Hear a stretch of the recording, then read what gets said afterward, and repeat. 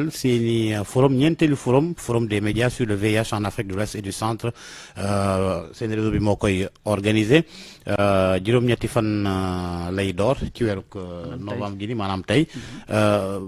voilà daañ ci gën a xuus ci waxtaan wi waaye xew-xewu jamono duñ la ci bañ a laaj coowal Pape Alé Niang ak mbirum liberté de presse ak lu ni mel ban jàngat nga ci def dégg nañ déjà kuréel gi nga xam naa ne comme taskatu xibaar nga bokk nga ci mu di coordination des associations de presse addu ci démb bëgg ñu libéré ko ci saasa.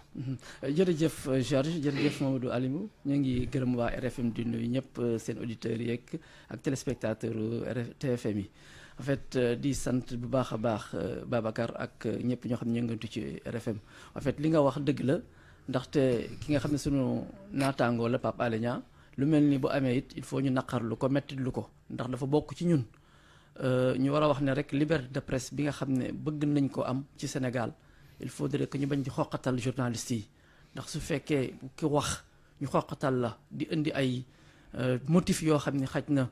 buñ ko xoolee ba xool boo demee ci dëkk yoo xam ne vraiment démocratie am na fa ak liberté de presse am na fa defe naa ne duñ ko faral di appliquer donc tey jii dañ koy mettitlu waaye tamit rek di wax ne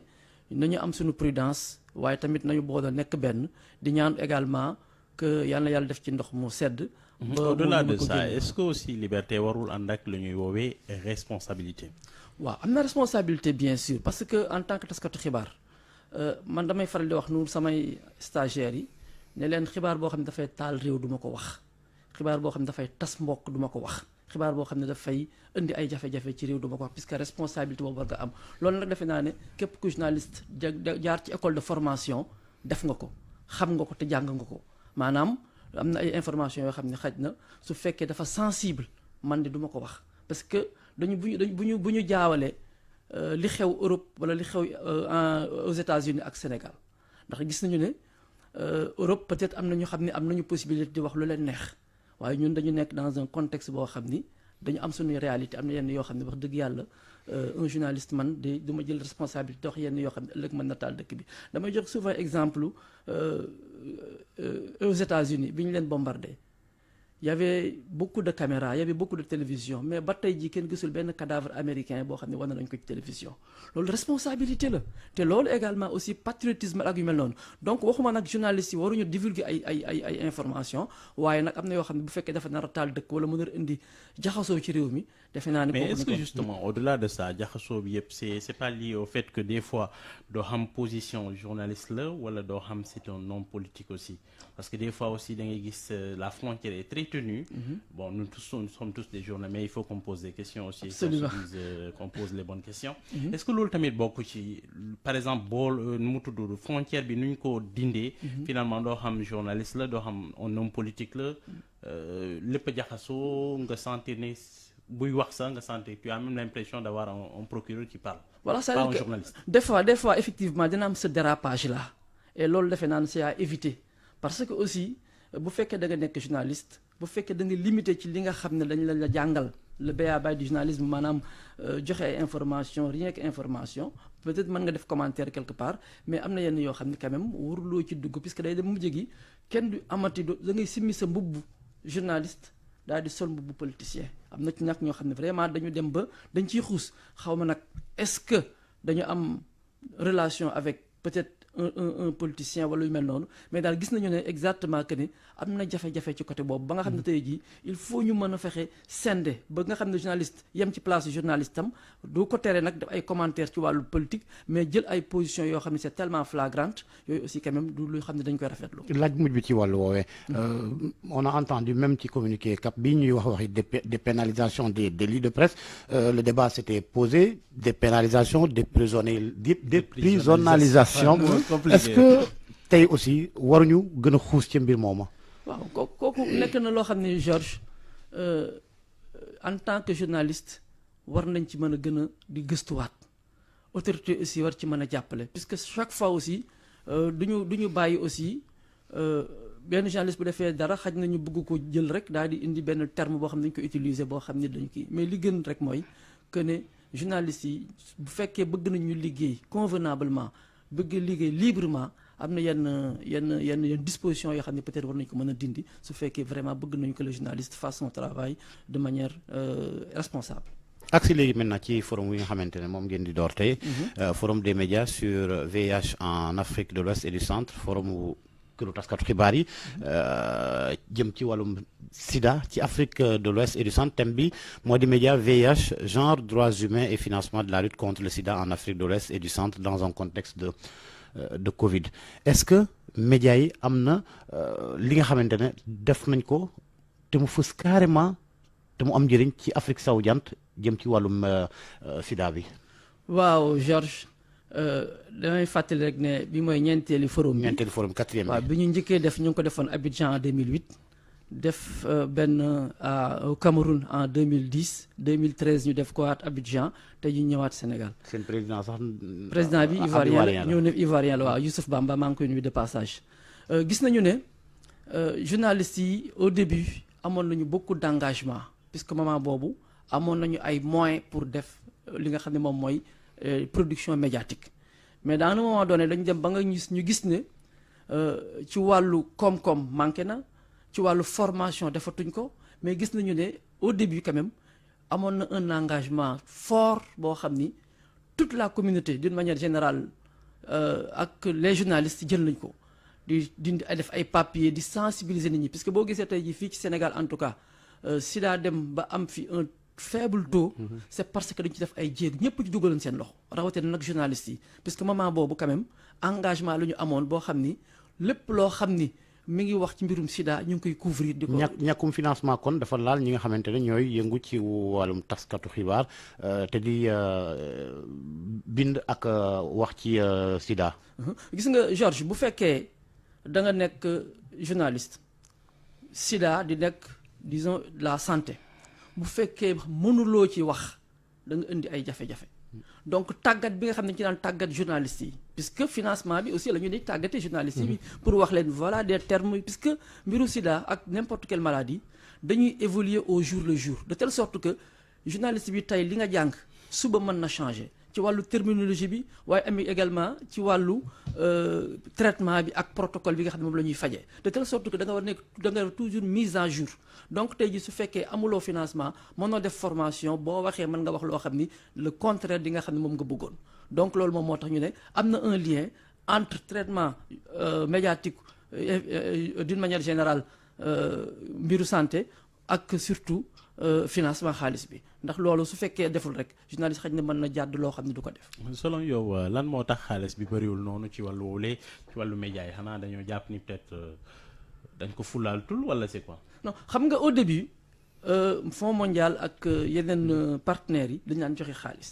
mais le cas du Sénégal dañ dem ba am vraiment un taux boo xam ne dañ ko maîtriser yenn ci partenaires yi daal ne Sénégal bon jaratul ñu leen di financer. mu nekk nag loo xam ni tamit ñun rafetlu wuñu ko puisque bu fekkee financé wuñu leen boo moytul kenn defatul benn activité puisque tey ji xale yi amatuñu chance ñi nga xam ne les jeunes journalistes là amatuñu chance def benn formation puisque néew na may dégg formation boo xam ni c'est sur le sida donc li nga xam ne moom mooy koppar bi su fekkee ñëwul wala koom-koom yi su fekkee ñëwul dina indi tuuti gàllankoor ci wàllu financement ci wàllu même xeex li nga xam ne moom mooy jàngoro. yan journaliste ngeen di gën a formé ñi nekk côté yi nii wala ñu nekk peut-être là vers la zone sud parce que xam nañ ni quand même foofu la prévalence bi gën a bëri su ma juumul. parce que comme réseau bi réseau sous-régional la puisque mi ngi couvrir 25 pays de l'Afrique de l'Ouest et du Centre. Pour le cas du Sénégal. Pour le cas du Sénégal donc dinañu former puisque au niveau effectivement ni nga ko waxee puisque au niveau des régions du sud fu mel ni par exemple région de Kolda ak Ziguinchor ñooñu seen taux de prévalence dépassé na le taux de prévalence national. donc ñooñu aussi c'est des partenaires ou bien des confrères et des membres yoo xam ni souvent dañuy def formation par rapport au traitement de l'information mais xam nga aussi nos rédactions on a nos réalités des fois. fulaaluñu trop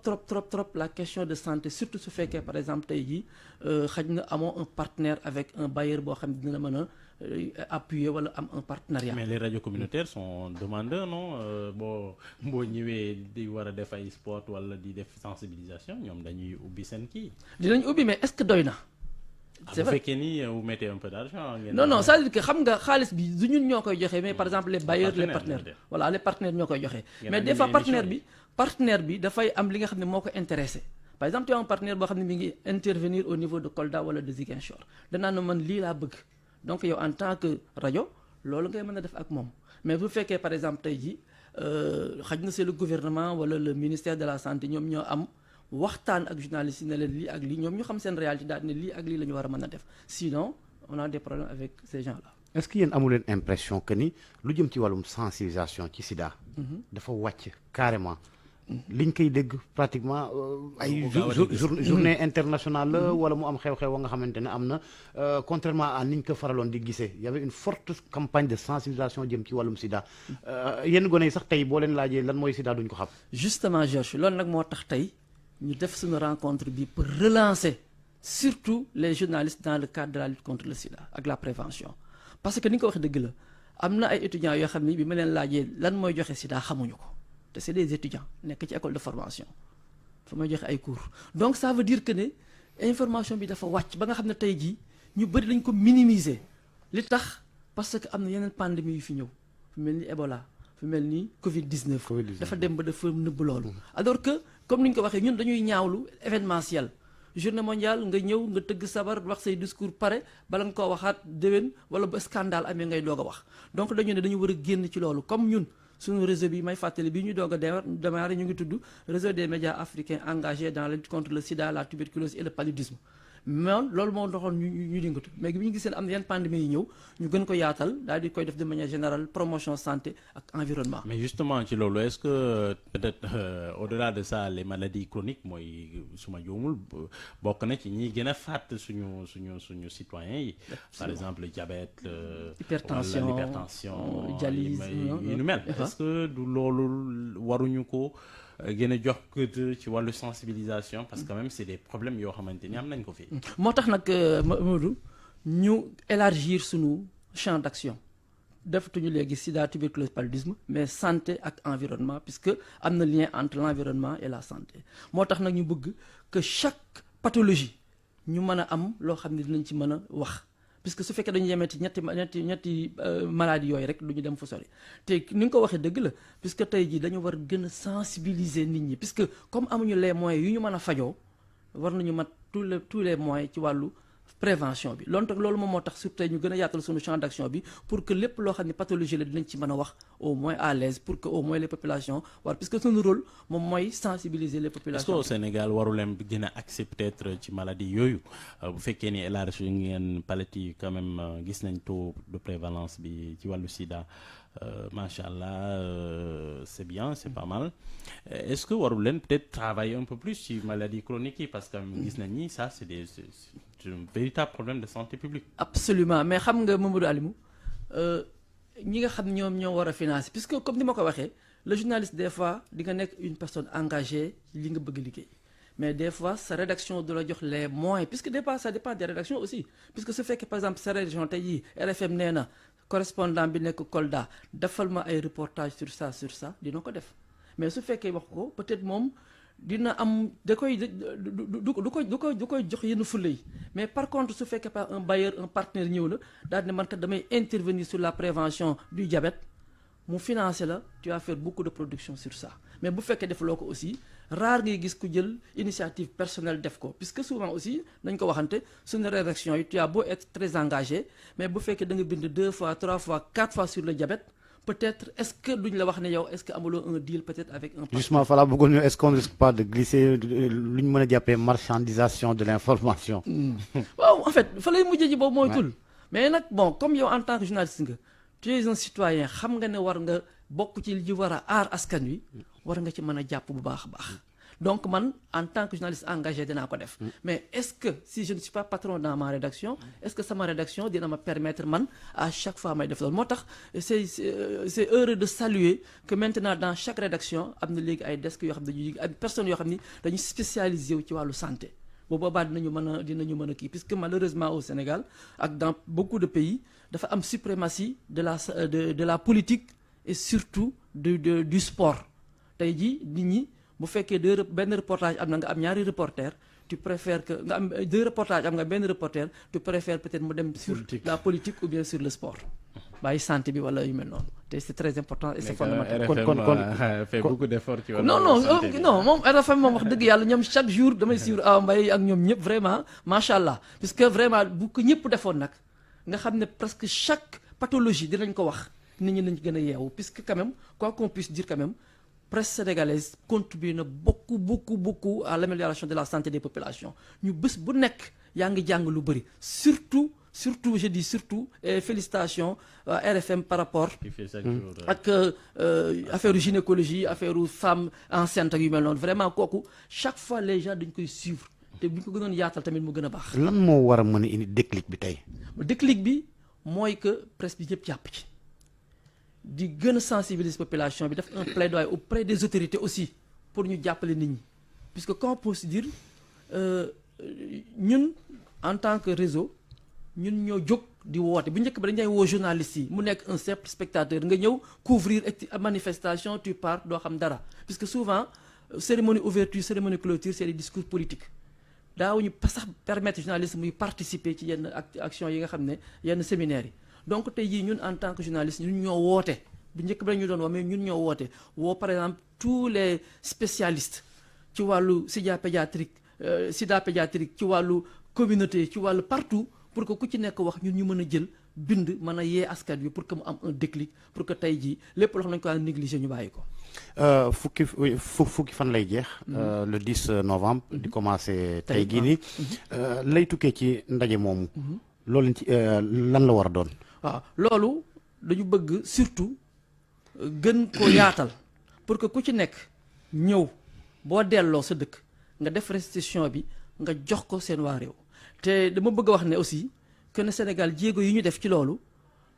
ci réunion bi dinañ ci sargal président Macky Sall pourquoi parce que dafa amoon bi ñu defee suñu réunion dañu ne ñetti at yi passé ban dëkk moo ci gën a def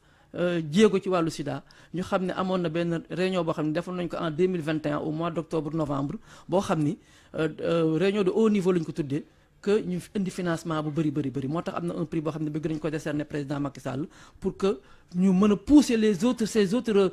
collègues ministres présidents que ñu mën a def jéego yooyu dans leur pays. mais est-ce que kilifa yi fulaal nañ souvent yi lii tukkee ci yeneen ndaje yi yenn saa yi dañ leen di indexé du doigt dañuy jóge ci ab ndaje rek acca la cay tukkee ñu dugal ci tiroir yi. bëri na ci nag surtout Sénégal moom defe naa ne. en matière de réflexion kenn dàquñu ko amul lépp loo xam ni demoo wax boo Sénégal boo génnee on te prend comme un expert parce que on a beaucoup de séminaires beaucoup de production mais malheureusement dañ ko dul appliquer léegi nag problème bi mooy dañu war a pousser les autorités là à ce que ñu appliquer li nga xam ne dañ ko génn résolution yi jógee ci séminaires yi ak rencontres yi waaw kon ñu ngi lay gërëm Mbagnick. maa ngi lay fay di gërëm bu baax a baax Georges di gërëm Mamadou Alimou di gërëm vraiment waa RFM yëpp di kontaan lool di wax ne vraiment rencontre bi nekk na rencontre boo xam ni. ci suba lay door. waaw tey la door léegi à 9h bëgg nañu ministre de la santé daal di koy jiite ci ouverture bi waaye tamit bëggoon nañu vraiment aussi que le président de la République ñu jox ko son diplôme bi nga xam ne jox nañ ko benn kii. cadeau boo xam ne jox nañ ko. jërëjëf Mame Mbagnick Diouf taskatu xibaar di yëngu ci wàllum communication santé population ak développement di vice-président bu réseau des médias africains pour la promotion de la santé et de l'environnement ngeen di ubbi tey seeni ñeenteelu forum des médias sur le VIH en Afrique de l'Ouest et du Centre thème bi nag wax nañ ko sànq média VIH. Genre, droits humains et financement de la lutte contre le sida en Afrique de l'Ouest et du Centre dans un contexte de Covid-19 jërëjëf Mohamed Alioune Ba mi ma seqaloon waxtaan wi ñu yendook jàmm. merci beaucoup merci Georges Déthié Diop ak Mohamed Alimou Ba di leen ñaanal kenn dal ak jàmm ak programme rajo Futur Média 8h jot na ñu dellu si ci ñaareelu pàcc info matin ci kanam incha allah bu leen fàttee dinañ dalal Abdou Karim Fofana nekk ministre bi ñu dénk wàllum commerce muy njënd ak njaay consommation waaye itam PME yore kàddu gouvernement bu Sénégal léegi dañuy sóobu ci xibaar yi ñu yaatal ko andi ci ak Ibou Diouf.